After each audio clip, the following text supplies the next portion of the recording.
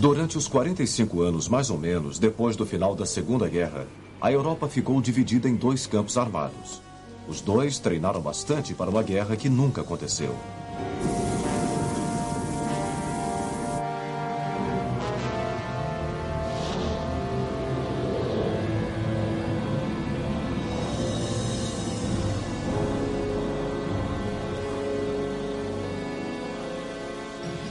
Como esta situação se instalou logo depois do final de 6 anos do devastador conflito mundial?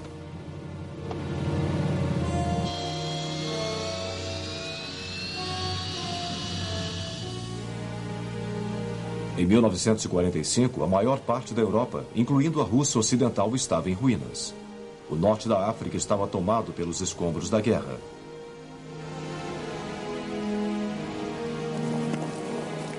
O sudeste da Ásia também estava devastado e sua economia em ruínas. A China sofreu terrivelmente. E poucas cidades japonesas tinham escapado da destruição pelos bombardeios americanos. Em todo lugar havia pessoas sem lar, pessoas morrendo de fome e pessoas que estavam física e mentalmente destruídas.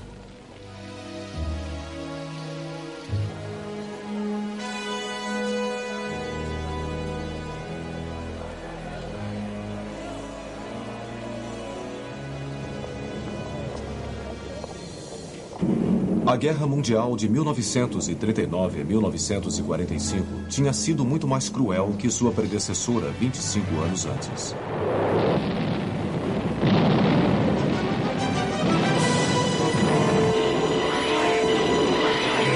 Dos aproximadamente 55 milhões que perderam suas vidas, 2/3 eram civis.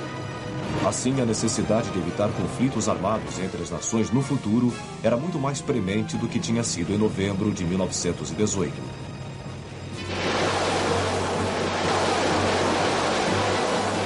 A Liga das Nações tinha sido incapaz de evitar a guerra na década de 30.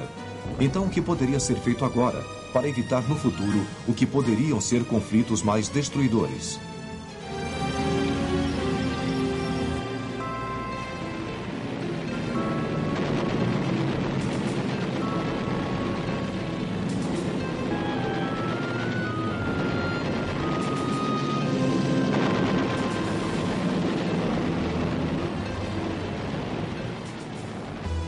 Quando o primeiro-ministro britânico Winston Churchill e o presidente americano Franklin Roosevelt tiveram um encontro histórico no Canadá em agosto de 41, eles formaram o Pacto do Atlântico.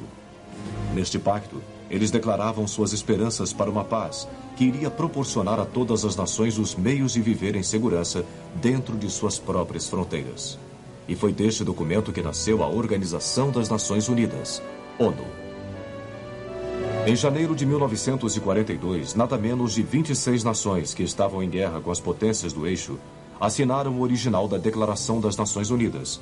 Antes do final da guerra, mas 21 iriam assinar. Em Dumbarton Oaks, uma casa de campo nos arredores da cidade de Washington, a estrutura das Nações Unidas foi montada. A cidade de São Francisco, na costa oeste americana, testemunhou o terceiro e último passo rumo à criação das Nações Unidas. Uma conferência de 50 nações, mais uma vez todas em guerra com as potências do eixo, se reuniu aqui em abril de 1945 para formar o Pacto das Nações Unidas, o projeto para a futura paz mundial.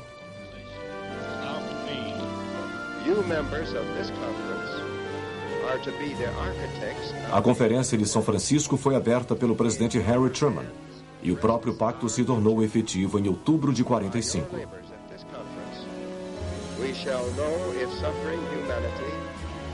O próprio Truman resumiu a motivação fundamental das Nações Unidas. Ele disse, se não queremos morrer juntos na guerra, então temos que aprender a viver em paz.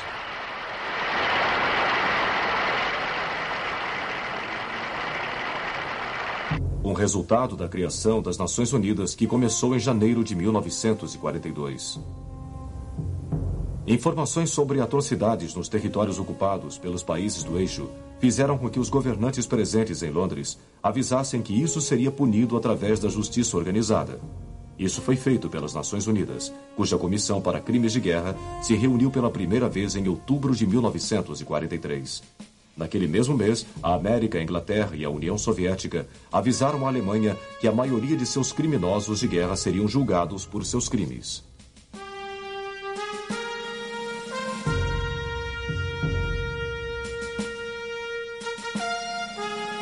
A última conferência dos aliados de guerra em Potsdam, nos arredores de Berlim, em julho de 45, confirmou a intenção de perseguir os criminosos de guerra.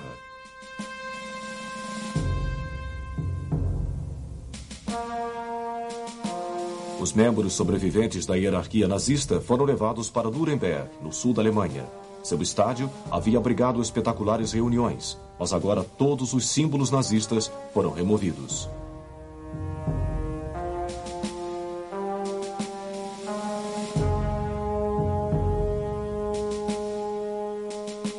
Um dos oficiais de Hitler foram julgados num tribunal militar internacional por crimes contra a paz, o que significava promover uma guerra de agressão, crimes contra a humanidade por encobrir atrocidades contra civis e crimes de guerra, que eram as violações das leis de guerra. O julgamento começou em novembro de 1945 e durou 11 meses.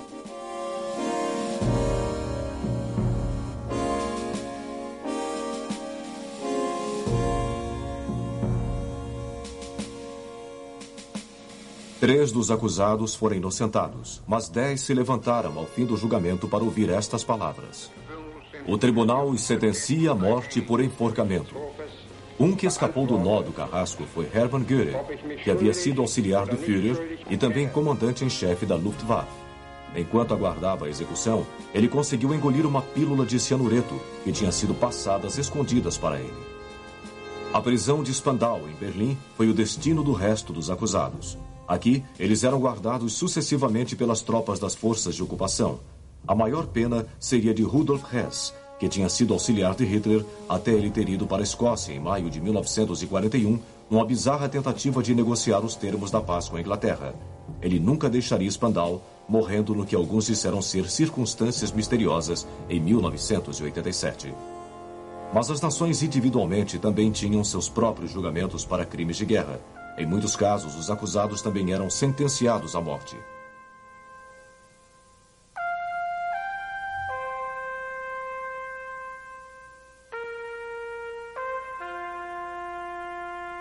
Alguns dos guardas do campo de concentração Belsen, tanto homens quanto mulheres, e Fritz Kremer, seu comandante, foram enforcados pela Inglaterra.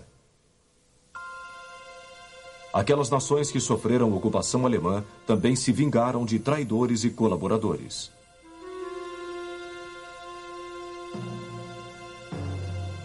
A Noruega julgou e executou Vidkun Quisling, o homem que encorajou os alemães a invadirem seu país em 1940. A França julgou e aprisionou o antigo herói nacional Marechal Henri Pétain, que tinha chefiado o governo de Vichy depois da queda da França em junho de 1940. Do outro lado do mundo, um sistema semelhante de julgamentos de crimes de guerra se estabeleceu no Japão. O general Hideki Tojo, que como primeiro-ministro tinha levado seu país à guerra, tentou cometer suicídio antes de ser julgado.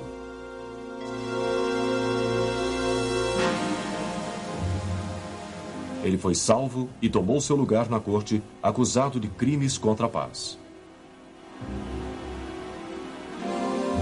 Ele também foi considerado culpado e enforcado, mas não antes de um estranho incidente na corte.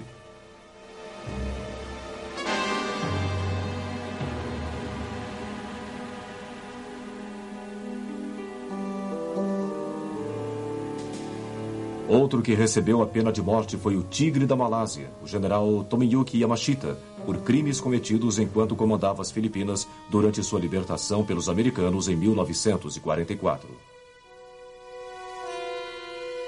Os julgamentos por crimes cometidos durante a guerra continuam até hoje, especialmente em Israel, onde o desejo de punir aqueles envolvidos no Holocausto permanece forte. Adolf Eichmann foi sentenciado à morte em 1961. Klaus Barbie recebeu prisão perpétua na França mais de 25 anos depois. Durante as investigações dos crimes de guerra na Europa, se tornou aparente que os russos estavam relutantes em revelar detalhes dos prisioneiros de guerra dos países do eixo que eles mantinham. Esta foi a única indicação da piora das relações entre eles e os aliados ocidentais. Na verdade, as reuniões no pós-guerra imediato das forças de ocupação da Alemanha mostraram que os russos estavam se tornando incrivelmente não cooperativos. Um dos primeiros a perceber a crescente seriedade da situação da Europa no pós-guerra foi o antigo líder britânico Winston Churchill, que no início de 1946 fez uma série de conferências nos Estados Unidos. No discurso para uma plateia, na maioria estudantes, em Fulton, no Missouri, em 5 de março, fez esta afirmação: de Stettin, no Báltico, até Trieste, no Adriático, uma cortina de ferro desceu por sobre o continente.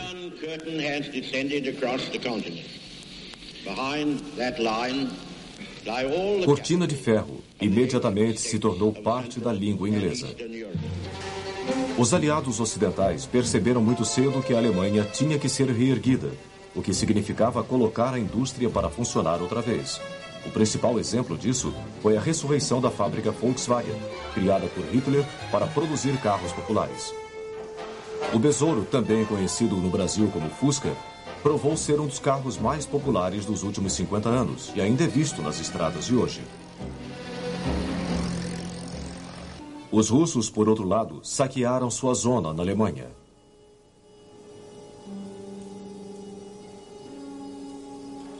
O pior viria em junho de 1946, quando os russos forçaram os aliados ocidentais a concordar em impedir o movimento dos alemães de sua zona para o oeste. O resultado foi uma fronteira interna na Alemanha, uma cerca que dividia a Alemanha em duas. Isto era contra o que os aliados tinham concordado durante a guerra, que a Alemanha devia ser tratada como um país. Nesta época, as forças armadas ocidentais voltavam para casa para ser desmobilizadas.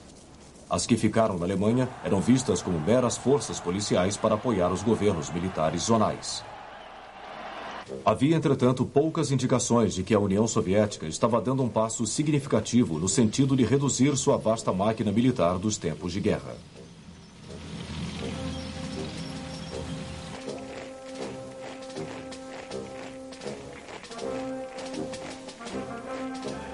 Havia também sinais de uma política soviética para expandir o comunismo dentro da Europa.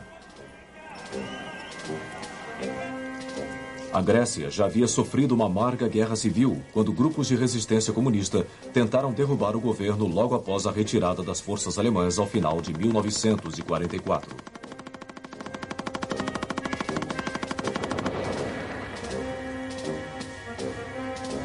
Forças inglesas tinham que ser rapidamente desviadas das lutas na Itália para ajudar a controlar os insurgentes. Na capital, Atenas, a luta era especialmente feroz.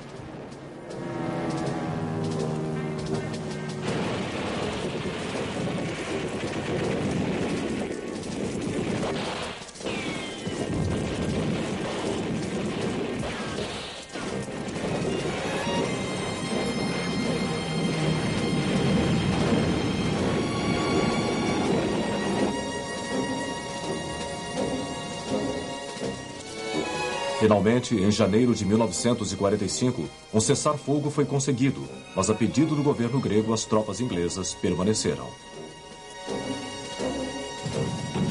Em 1946, as guerrilhas comunistas no norte da Grécia começaram a ter sua presença sentida de novo e uma segunda guerra civil irrompeu.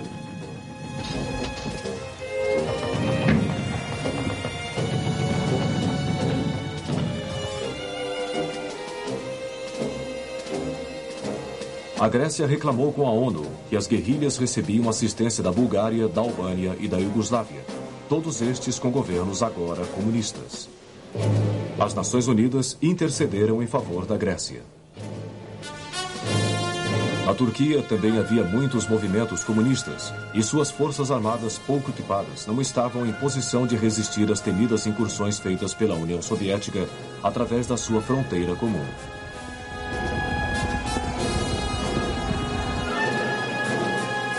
Ainda havia também o espinhoso problema de Trieste, que a Iugoslávia reclamara da Itália no fim da guerra.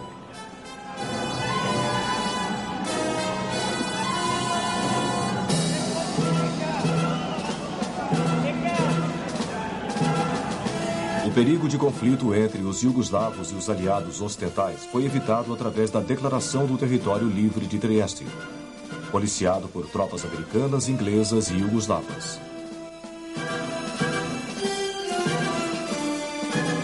As nações do leste da Europa, que haviam sido todas libertadas pela Rússia, não tinham permissão de fazer eleições verdadeiramente democráticas durante os primeiros 2 anos de paz.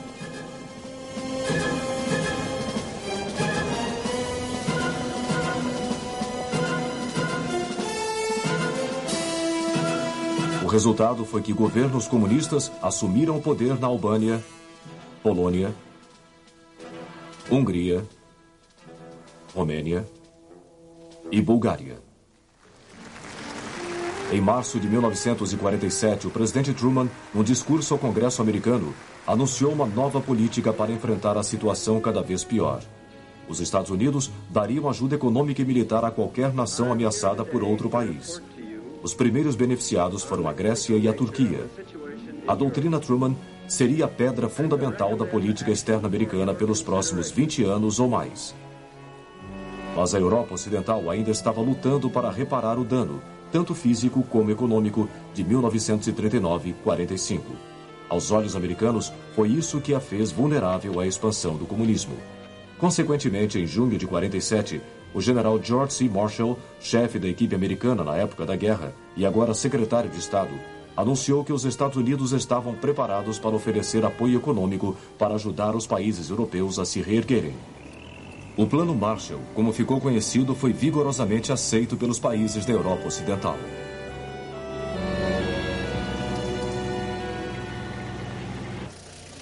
Esses países, especialmente a Tchecoslováquia, que ainda usufruía do governo democrático do presidente Edvard Benes, também estava disposta a tirar vantagem do Plano Marshall. Mas Stalin se recusou a permitir isso e, em setembro de 47, anunciou a formação de sua alternativa para o Plano Marshall, o Cominform.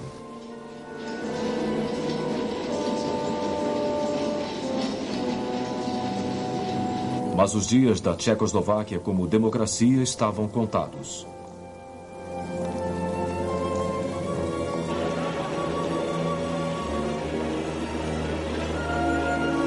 Em fevereiro de 1948, os comunistas, que tinham a menor parte no governo de coalizão, conseguiram poder total, prendendo políticos de outros partidos. O clímax chegou em março, quando o ministro das Relações Exteriores, Jan Masaryk, filho do primeiro presidente da Tchecoslováquia e que tinha sido preparado para cooperar com o novo governo, morreu ao cair de uma varanda.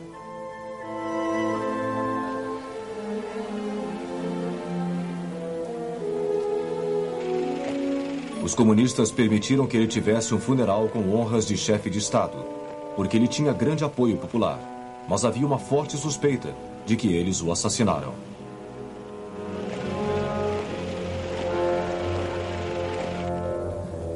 O presidente Benes permaneceu no cargo até junho, quando sua aversão aos comunistas e a saúde debilitada levaram à sua renúncia.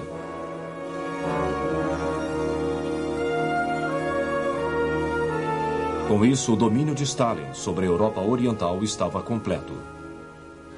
Stalin agora se voltava para Berlim, onde, sob a Declaração de Berlim de junho de 1945, os americanos, ingleses e franceses tinham zonas de ocupação na parte oeste da cidade.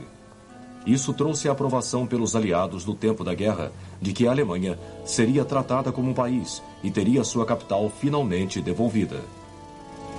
Em 24 de junho de 1948, os russos, sem avisar, fecharam todas as ligações terrestres, ferroviárias e fluviais das zonas aliadas na Alemanha Ocidental para Berlim.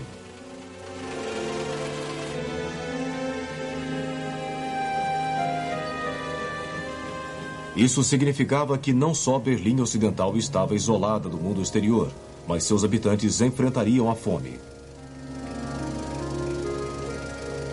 Os pedidos dos aliados ocidentais de que os russos reabrissem as ligações foram recusados, mas a força militar do Ocidente estava muito fraca para guerrear.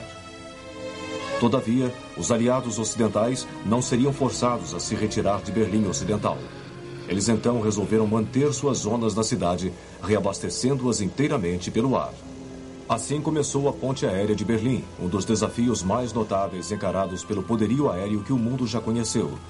Durante quase 11 meses, a Força Aérea Americana e a RAF, a Força Aérea Britânica, fizeram voos sem escala entre os aeroportos de Gatow e Tempelhof de Berlim, que se tornaram os mais movimentados do mundo. Os aviões entregavam tudo, desde comida, passando por sabão e suprimentos médicos, até combustível líquido e, principalmente no inverno, carvão.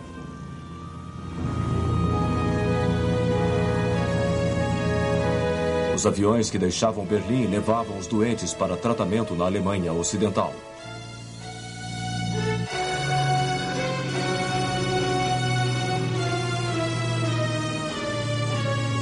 E assim o povo de Berlim Ocidental sobreviveu, mesmo tendo sido forçado a derrubar a maioria de suas árvores para transformar em combustível.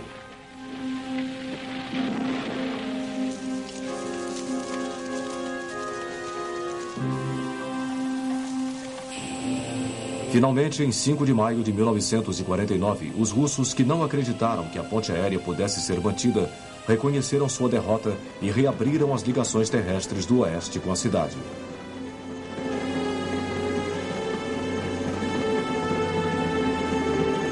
Os berlinenses ocidentais puderam respirar outra vez, mas mesmo antes da ponte aérea de Berlim, o Ocidente tinha começado a mostrar maior solidariedade. Em março de 48, as nações da Europa Ocidental tinham formado uma aliança política, econômica e militar através do Tratado de Bruxelas. 6 meses depois, a Organização de Defesa da Europa Ocidental estava sob as ordens do Marechal de Campo Montgomery, famoso comandante britânico da época da guerra. Mas a América também estava se rearmando, ou pelo menos tentando. No início de 1948, suas forças de terra, incluindo os Marines, tinham sido reduzidas a 600 mil homens.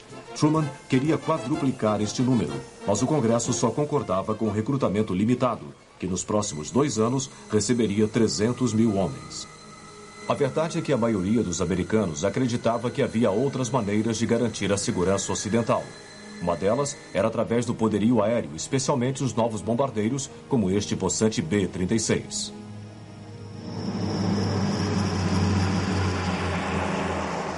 Outra era a bomba atômica, que no final de 1948 somente os americanos ainda possuíam, e que tinha demonstrado seu impressionante poder destruidor em agosto de 1945 contra o Japão.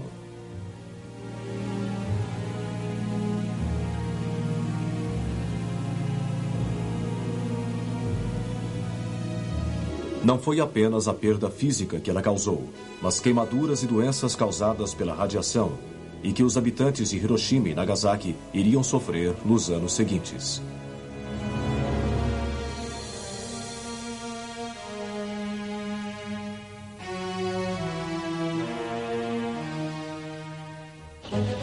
Mas era importante que os Estados Unidos estivessem militarmente prontos para defender a Europa Ocidental. Consequentemente, uma nova organização de defesa teve início em abril de 1949. Era a Organização para o Tratado do Atlântico Norte, OTAN, cujos 12 signatários iniciais foram Estados Unidos, Canadá e os países da Europa Ocidental, incluindo Noruega, Dinamarca, Islândia, Itália e Portugal. A reação soviética inicial à OTAN foi hostil, mas uma vez que o tratado tinha sido assinado, houve um leve descongelamento nas relações orientais e ocidentais, que se refletiu no fim do bloqueio a Berlim e a retirada do apoio externo aos comunistas na Grécia. Durante todos os anos imediatamente posteriores à guerra, os americanos continuaram a desenvolver armas nucleares. Para isso, eles fizeram um bom número de testes no Oceano Pacífico. Eles dividiram seu crescente conhecimento com os ingleses e os franceses, que também começaram a desenvolver estas armas. O poder explosivo dos testes aumentava. 5, 4, 3, 2, 1, fire!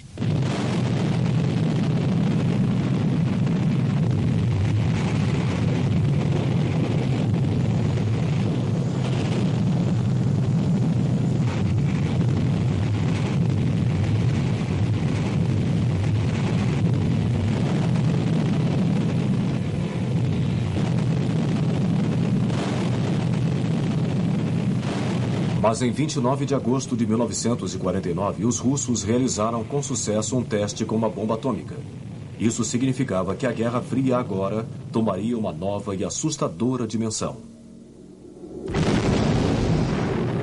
Os russos foram capazes de desenvolver a bomba atômica tão rapidamente depois de 1945 porque pessoas envolvidas no programa americano de armas nucleares cederam informações secretas, em parte pela crença de que o mundo seria mais estável se os dois lados tivessem a bomba. Espiões como os Rosenbergs da América, o inglês e desertor Ken Philby e o empresário Greville Wynne, aqui visto em seu julgamento em Moscou, tornaram-se uma parte importante da Guerra Fria. Na década de 70, trocas de espiões que haviam sido apanhados aconteciam regularmente em Berlim.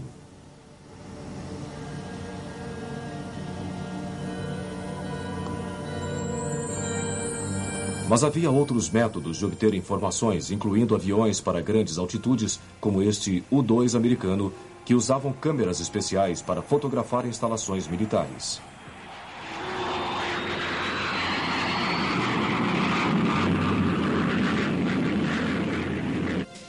Em 1957, os russos lançaram ao espaço o primeiro satélite e, na década de 70, estes começaram a suplantar os aviões espiões. Numerosos julgamentos no leste da Europa foram feitos como propaganda para expor as intenções capitalistas no bloco comunista. Nos Estados Unidos, o senador Joseph McCarthy levou a nação à histeria no início dos anos 50 com suas acusações de infiltração comunista em todos os setores.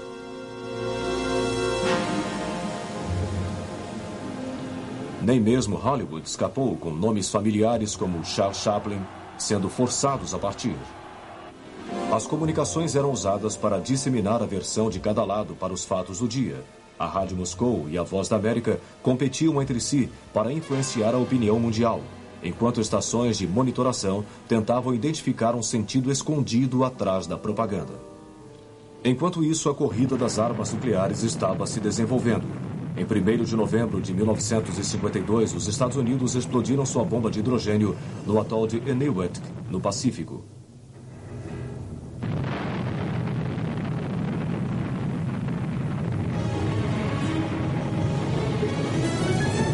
Seu poder destrutivo era muitas vezes maior do que o das bombas usadas contra o Japão em 1945. Mas o poderio militar convencional não era ignorado, com as forças militares soviéticas permanecendo fortes no leste da Europa.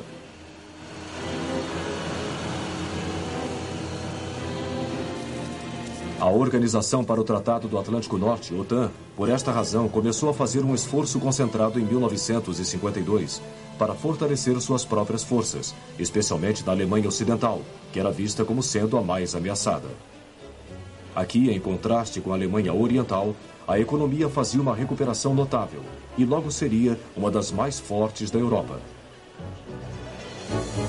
Em 1953, Joseph Stalin, ditador da Rússia durante quase 30 anos, morreu.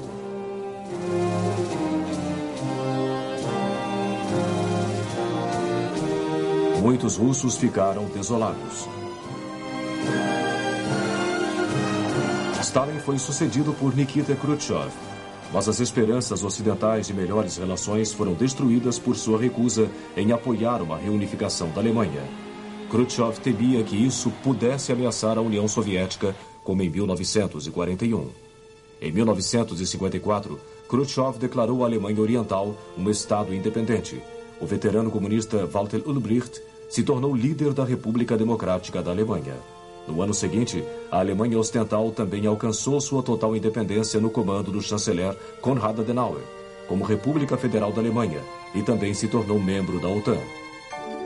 As tropas alemãs juntaram-se aos seus aliados da OTAN em defesa de sua nova república, enquanto Moscou, em retaliação, formou o Pacto de Varsóvia, com todos os países comunistas, exceto um. Em 1948, o presidente Tito da Iugoslávia rompeu relações com a União Soviética por causa da interferência indevida em assuntos do seu país e manteve as forças armadas fortes para defender a integridade da Iugoslávia. As relações com a União Soviética melhoraram depois da morte de Stalin, mas Tito manteve sua política de não alinhamento. Mesmo assim, a criação do Pacto de Varsóvia formalizou os dois campos armados na Europa, com a OTAN agora fortalecida pela inclusão da Alemanha Ocidental, da Turquia e da Grécia, que se filiou em 1952. A fronteira interna da Alemanha, que agora consistia de cercas de arame farpado, campos minados e torres de vigia, permanecia como símbolo da Europa dividida.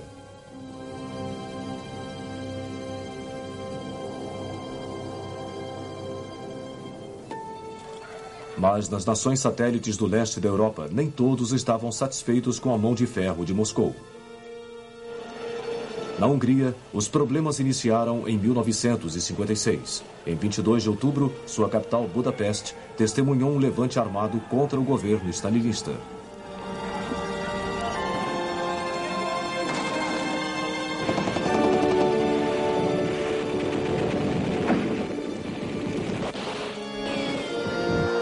Eles foram vitoriosos e uma nova administração tomou o poder sob a bandeira do comunismo com uma face humana.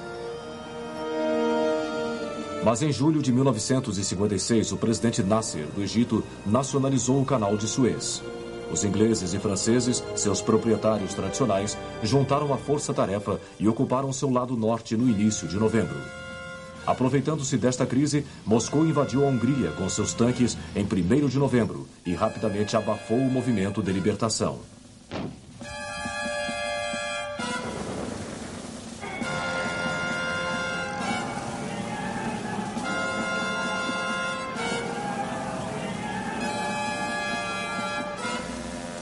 Muitos húngaros fugiram para o oeste e esforços para levantar a questão das Nações Unidas fracassaram frente ao veto da União Soviética.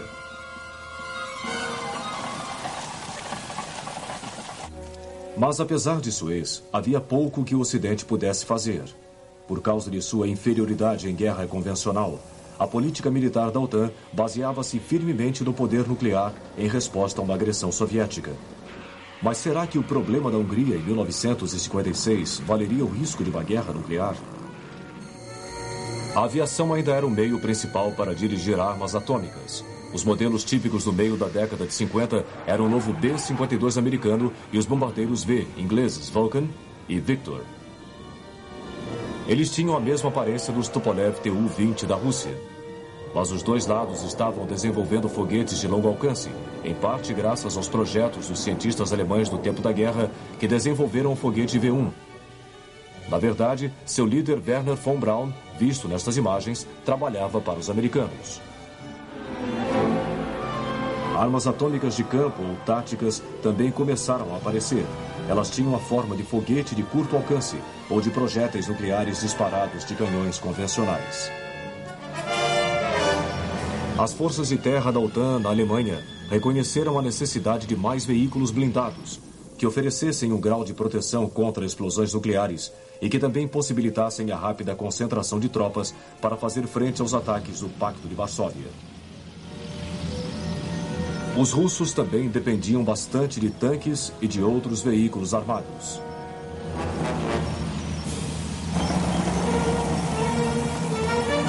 Eles aplicavam muitas das táticas de Blitzkrieg, desenvolvidas entre 1942 e 1945. Na realidade, seu objetivo era alcançar o canal inglês em apenas 10 dias após cruzar a fronteira interna alemã. Inicialmente, eles viam as armas nucleares como um apoio útil à sua estratégia.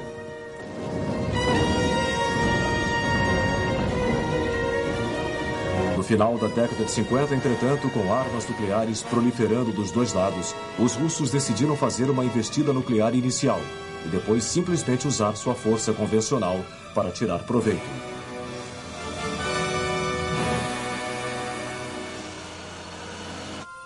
Cuba foi o cenário da primeira e mais séria crise nuclear da Guerra Fria.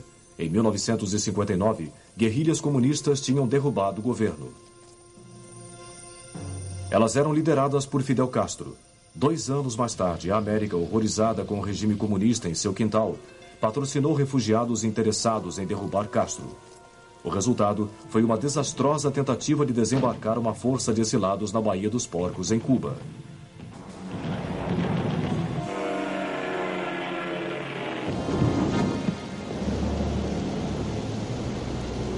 Moscou estava dando ao regime Castro uma crescente ajuda, especialmente com a artilharia.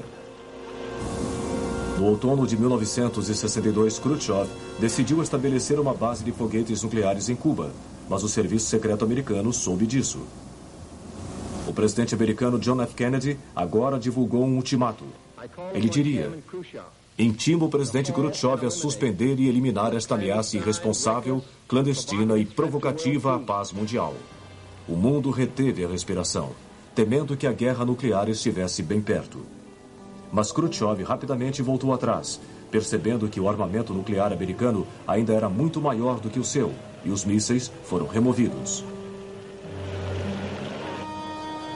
Cuba serviu para desmentir a política de Khrushchev, declarada em 1960 de coexistência pacífica com o Ocidente.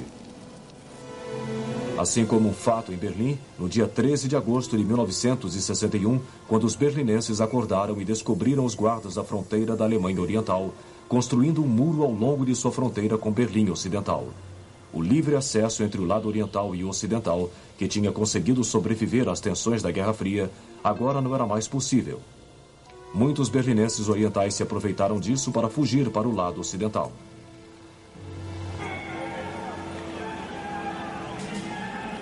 Alguns continuaram tentando e conseguiram, mas muitos foram baleados pelos guardas da fronteira. O Muro de Berlim agora tomava o lugar da fronteira alemã interna, como o principal símbolo de uma Europa dividida, com as luzes e o frenesi de uma Berlim Ocidental de um lado e a palidez da Berlim Oriental comunista do outro. Os líderes das duas superpotências reconheceram isso. Khrushchev visitou o muro em janeiro de 1963 e Kennedy em junho. Em seu discurso ele disse: hoje no mundo livre, a afirmação mais orgulhosa é: eu sou berlinense.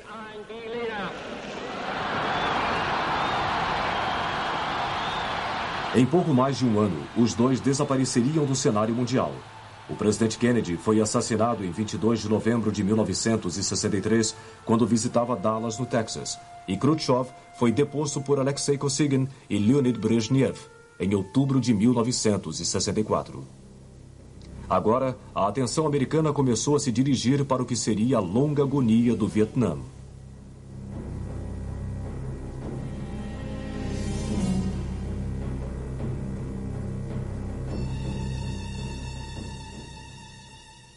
Uma nova doutrina soviética começou a evoluir e foi colocada em prática em 1968. No início daquele ano, na Tchecoslováquia, Alexander Dubček forçou o primeiro-ministro stalinista a renunciar e tomou as rédeas do poder. Esta atitude ficou conhecida como a Primavera de Praga, uma liberalização repentina no país.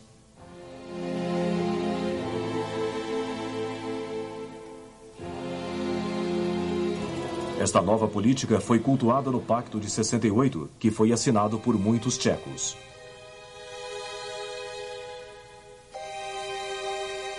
O regime liberal não agradou a Moscou e o Pacto de Varsóvia iniciou manobras nas fronteiras tchecas.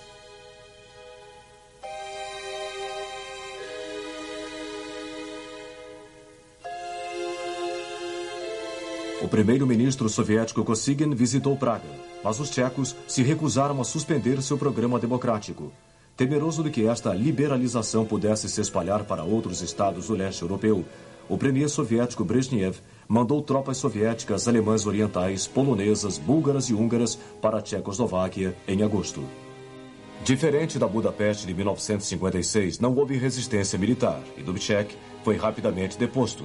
Assim evoluiu a doutrina Brezhnev, em que uma ameaça a um dos membros do Pacto de Varsóvia era uma ameaça ao pacto inteiro. Mais uma vez, o Ocidente não se moveu. Assim como em 1956 ele estava preocupado com outra coisa, desta vez era uma onda de manifestações estudantis que varria todos os países. Mas ao final da década de 60, a política nuclear de ambos os lados tinha mudado fundamentalmente daquela mútua e assegurada destruição, ou MAD, logo em inglês. A OTAN desenvolveu a doutrina da resposta flexível. Isso significava que ao invés de apertar o botão nuclear, assim que as forças do Pacto de Varsóvia atacassem a Europa Ocidental, a resposta da OTAN seria gradual. Caso seus oponentes não recuassem, a resposta seria gradualmente endurecida até que cruzasse o limite nuclear. Isso significava que as forças convencionais teriam um papel mais significativo a desempenhar do que tinham até agora. Elas foram ajudadas por sistemas guiados de armas antitanques, como este SS-11 francês, o que significava que mais tanques podiam ser mantidos em reserva para conter os avanços do Pacto de Varsóvia. Mas os russos também estavam revendo seus conceitos sobre a primazia de armas nucleares nos campos de batalha europeus.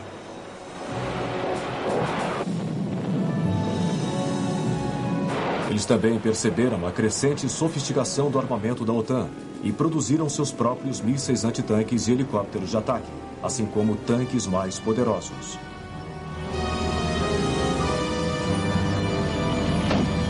Mais uma vez, os russos voltaram ao seu tradicional conceito de alta velocidade ofensiva.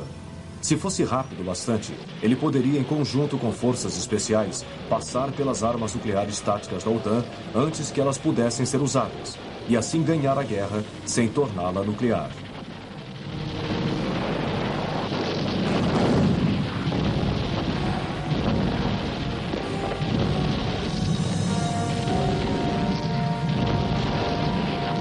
Para este fim, os russos desenvolveram o conceito de grupo operacional de manobras.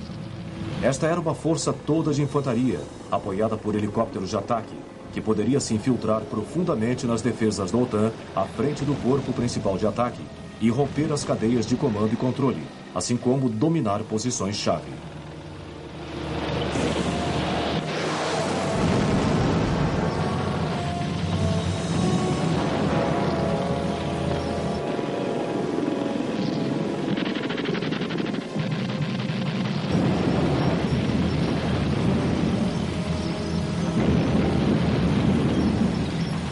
Mas enquanto os dois lados estavam tentando retardar o uso de armas táticas nucleares no campo de batalha, o arco estratégico nuclear continuava a fazer sombras sobre a Europa e a América do Norte. As formas principais de envio continuavam sendo os aviões e os mísseis terra-a-terra, mas agora havia se juntado a eles uma terceira, o submarino balístico nuclear. Estava formada a tríade nuclear estratégica. Ela era baseada na teoria de que todos os meios de disparo não poderiam ser controlados ao mesmo tempo, assim mantendo o que se chamava de capacidade de segundo ataque. Mas na década de 70, os dois lados começaram a reconhecer que possuíam muito mais armas nucleares do que o necessário. Não só a corrida às armas nucleares estava aumentando em tensão, como se tornava cada vez mais dispendiosa para se manter.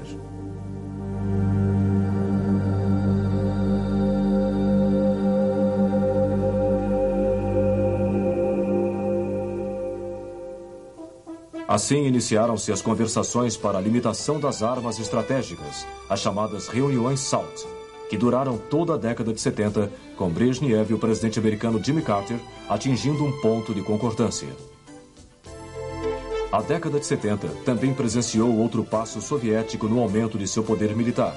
Tanto o bloco oriental como o ocidental permaneceram devotados a criar esferas de influência no terceiro mundo. O Oeste tinha uma grande vantagem nisso: o tamanho do seu poderio naval, especialmente o dos Estados Unidos.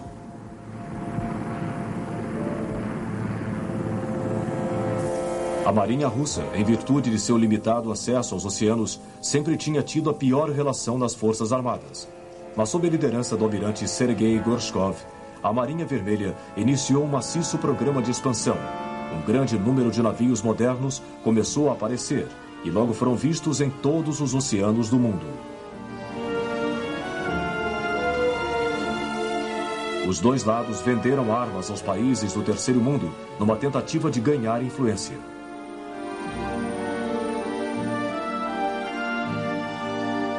Conflitos como as guerras do Oriente Médio possibilitaram que estas armas fossem testadas no campo de batalha. Uma outra maneira de ganhar influência era através de representantes de guerras. Assim, Moscou financiou o envio de um grande número de tropas cubanas para Angola na década de 70 para ajudar a retirar a presença colonial portuguesa de lá e assim estabelecer um regime marxista.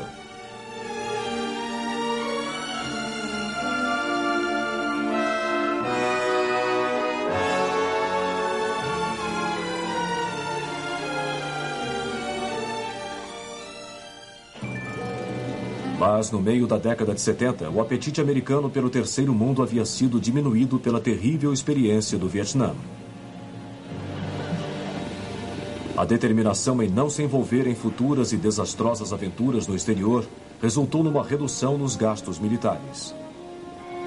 Em 1979, aconteceu o cerco à embaixada dos Estados Unidos em Teherã, capital do Irã, por militantes do novo regime islâmico fundamentalista.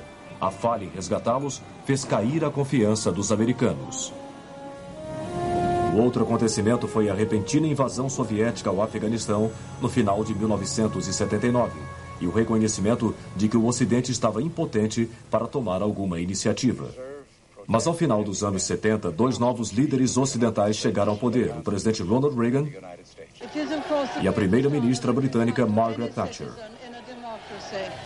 Conscientes dos recentes avanços soviéticos, especialmente do novo teatro de armas nucleares, eles se dedicaram à modernização de suas armas, para mais uma vez atingir a superioridade nuclear em todos os níveis.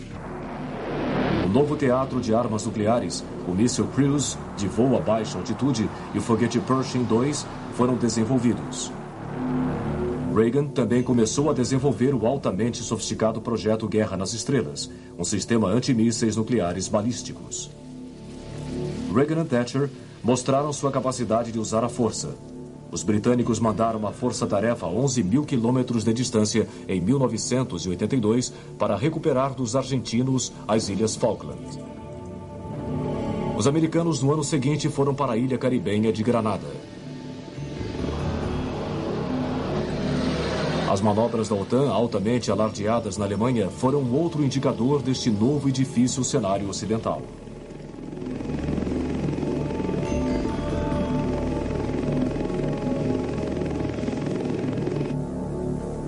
Em contraste, os russos se encontraram sem saída no Afeganistão, que estava se tornando outro Vietnã. Colheitas ruins aumentaram seus problemas. Os problemas com a economia aumentavam, conforme a União Soviética se esforçava em acompanhar a tecnologia armamentista do Ocidente. Brezhnev morreu em 1982. O novo premier, Yuri Andropov, morreu 2 anos depois, e o seu sucessor 1 ano depois. Mikhail Gorbachev, um homem muito mais jovem, subiu ao poder.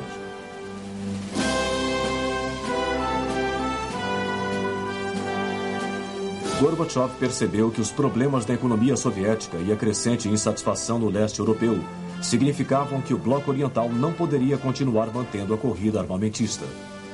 Numa série de reuniões com o presidente Reagan, Gorbachev chegou a um acordo na grande redução de armas, nucleares ou não.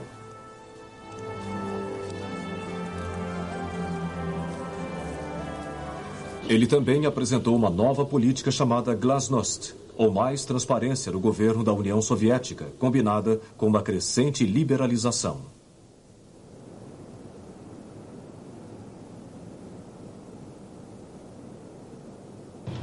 Gorbachev também retirou as forças soviéticas do Afeganistão.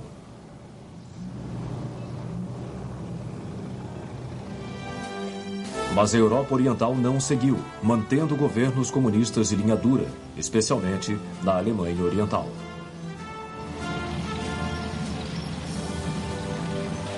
Mas suas populações tornaram-se crescentemente impacientes por reformas e a situação chegou ao auge em 1989. Na maior parte dos países da Europa Oriental, forças democráticas ganharam o controle sem violência, como na vitória de Lech Wałęsa, na Polônia, e Václav Havel, na Tchecoslováquia. Mas na Romênia, a queda do ditador Nicolae Ceausescu foi sangrenta, especialmente em Bucareste, a capital.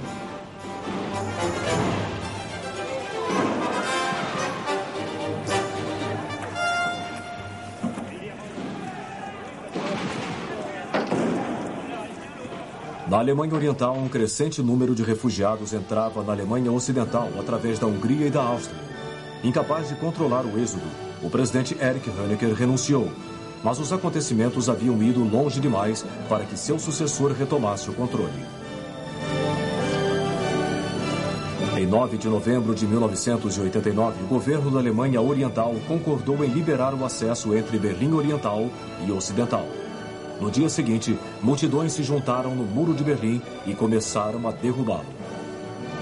Apesar da OTAN só ter declarado o fim da Guerra Fria em junho de 1990, as multidões do portão de Brandenburg, em Berlim, sabiam que a ameaça da guerra havia recuado para além do horizonte e rejubilavam-se pela antevisão de uma nova era de paz e cooperação.